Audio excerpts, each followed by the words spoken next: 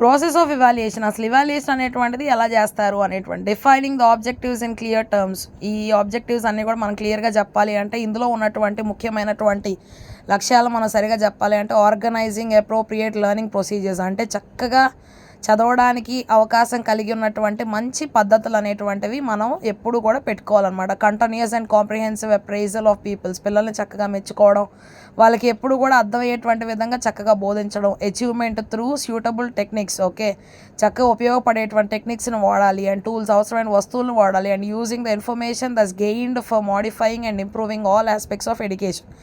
తర్వాత ఇన్ఫర్మేషన్ని వాడతాం అనమాట. సో పరిస్థితుల్ని మార్చడానికి, ఇంప్రూవింగ్ ఆల్ ఆస్పెక్ట్స్ ఆఫ్ అన్ని కోణాల్లో కూడా ఈ యొక్క ఎడ్యుకేషన్ని మారుస్తాం. Essentially constitute the process of evaluation. ఇవన్నిటిని కూడా వాడి ఇవాల్యుయేషన్ని అభివృద్ధి చేస్తాం అనమాట. Steps of the process of evaluation. The process of evaluation consist of number of steps. Formulating and selecting worthwhile objectives of teaching. ఏంటి అంటే మనం చెప్పినటువంటివి బాగున్నటువంటివి టీచింగ్లో అలాంటివి ఉన్నాయా లేదా అని చూసుకుంటాం అన్నమాట. Clarifying and defining the objectives in terms of expected learning outcomes. తర్వాత ఈ ఆబ్జెక్టివ్స్ మనం అనుకున్నటువంటివి అక్కడ వచ్చినాయా లేదా అని చూస్తాం.